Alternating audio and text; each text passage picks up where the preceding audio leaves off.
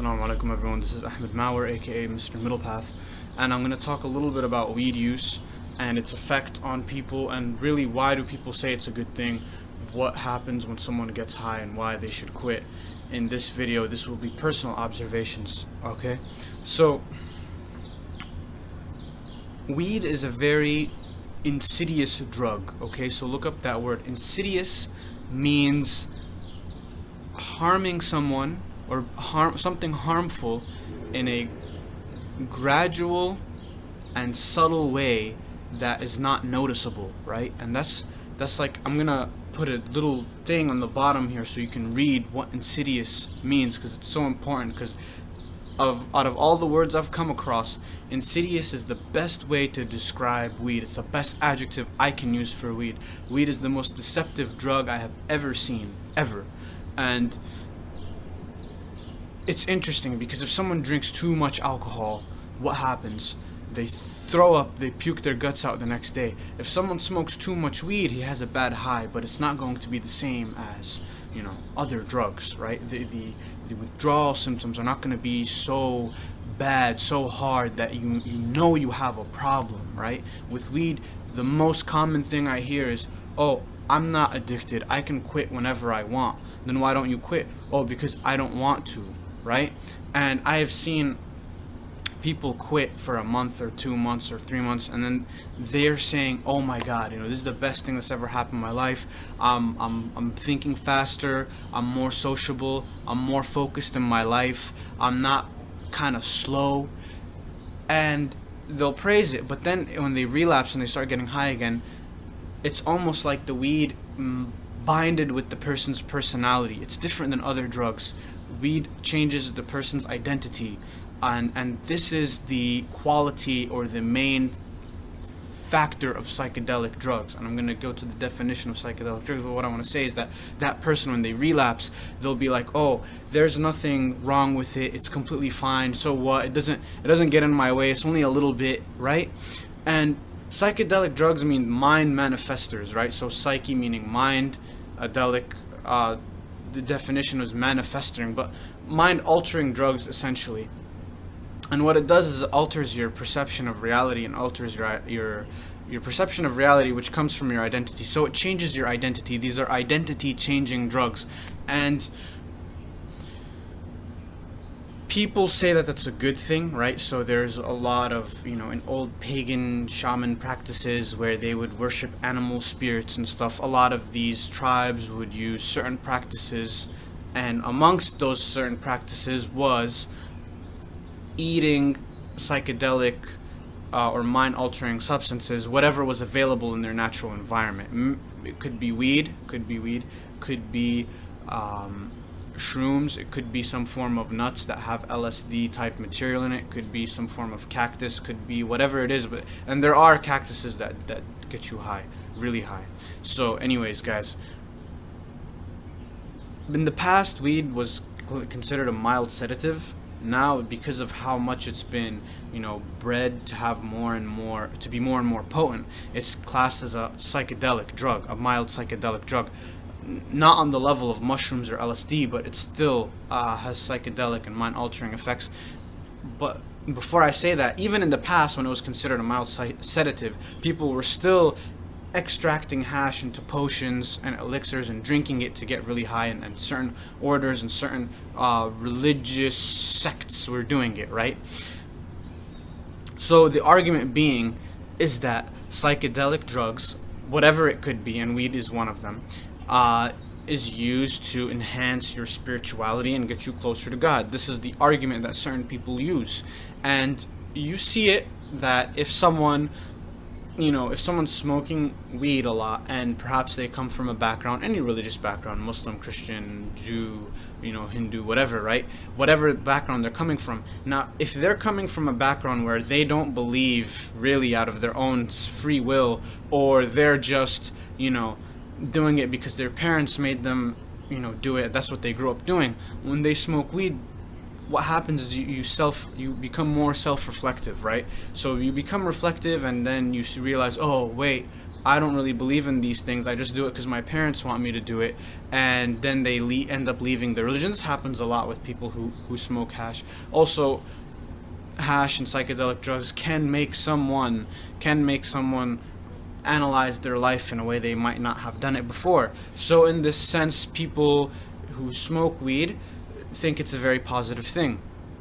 Here's the thing though. You do not need hash, LSD, mushrooms, whatever drug to give yourself a different perspective on life. Different perspectives on life come from experience, full stop, any experience. And that could be being cheated in the marketplace, being betrayed by a friend, making a new friend and having someone help you who you never met. You'll be like, oh wait, someone helped me and he never met me, and there's good people in this world. Someone backstabbed me and he was my friend. Wait, maybe I should be more careful. Experiences in general, even picking up a book on philosophy and looking at how these people argued about the world around them, these types of things can have a mind altering effect on you, can have an identity changing effect on you without the catastrophic negative consequences that come from the weed use and the psychedelic drug use. And I'm going to get to that later. But what I'm trying to say is that people use this as an excuse, right? Like, oh, it's good for me, and it's really not. It's an unnecessary component for your spiritual growth. Now, some people say it's good for spiritual growth. I find that psychedelic drugs mimic, right? Have you ever seen those nature documentaries, those bugs that, like, it'll copy another bug, like it'll look like another bug or it'll look like another animal so that it can trap. So like you have a certain type of bug that looks like an ant, but it's not an ant. So it talks with the other ants and it moves their antenna around, and then it goes into the ant's nest and it starts eating their babies, right? And starts eating their eggs.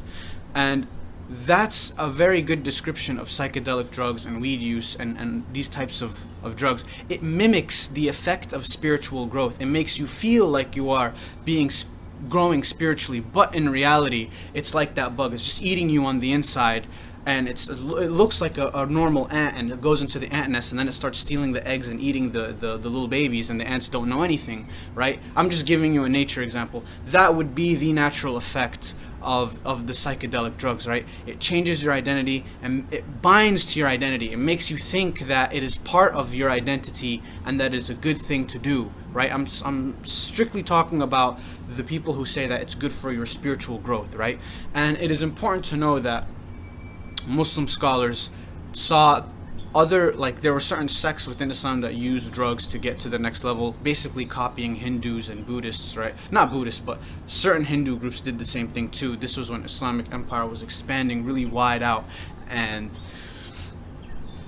they started absorbing a lot of cultural influences from the different cultures that they conquered faster than the religious scholars and the scientists could process what was going on, and those people were kind of catching up to the developments that was happening amongst the people. But the scholars basically said, this is a perversion. This is not the way you get closer to Allah. Really, we follow Prophet Muhammad ﷺ, and this is not something that was legislated, and this was not something that was precedented in the religion, to use mind-altering substances to get to the next level. Really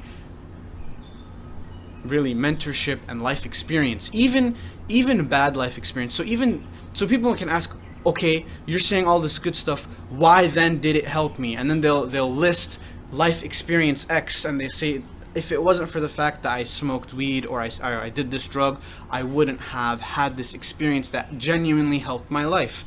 And the thing is, you have to understand is that any experience, good or bad, sin or not sin, and if we're looking at an Islamic, whether you're religious or not, from an Islamic point of view, something haram is something that you get a sin for it. Something halal is something that you get a good deed for it, right? But what I'm trying to say is that, and then you have in between mustahab, which is liked, meaning you don't get a sin for it if you don't do it, but it's liked, and then makruh, which means disliked, but you won't get a sin for it, and then in the middle, completely neutral, mubah. And then some legal schools didn't put mubah in there, like neutral. They didn't think it was that, but they categorized actions into 4 different levels or stages.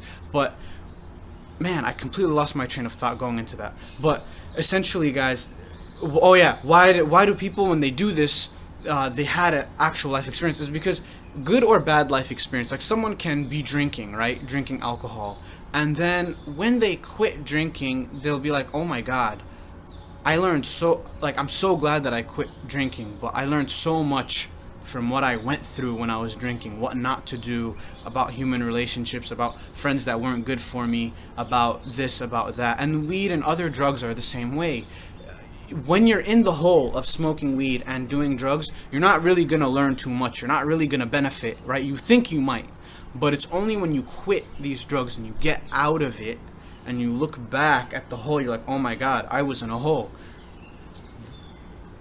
You learn so much from that experience, right? And it's not just weed, it's not just drugs, it's not just alcohol, it's not just from an Islamic point of view, sins, right? It's not just these things. It's really any life experience. Having a bad friend, being hustled in the marketplace, being tricked by someone that you trust. All of these things, after they're done and you look back at them, you're like, wow, this was a source of some very important wisdom and life experience, right? Sins can be a source of life experience, of course, especially after you leave them behind and you repent from them, because you have a clearer mind and you're able to judge them with on a more neutral and unbiased level. But when you're stuck doing them, it's very hard to step outside that hole and look at what's going on, look at how wrong the action is. So that's the main counter argument to people who say, oh, I do weed because it helps me get closer to God. You might think that, but quit it for 3 to 6 months and see and develop a natural relationship, right? I'm gonna go to part 2. Stay tuned. I'm gonna continue this conversation.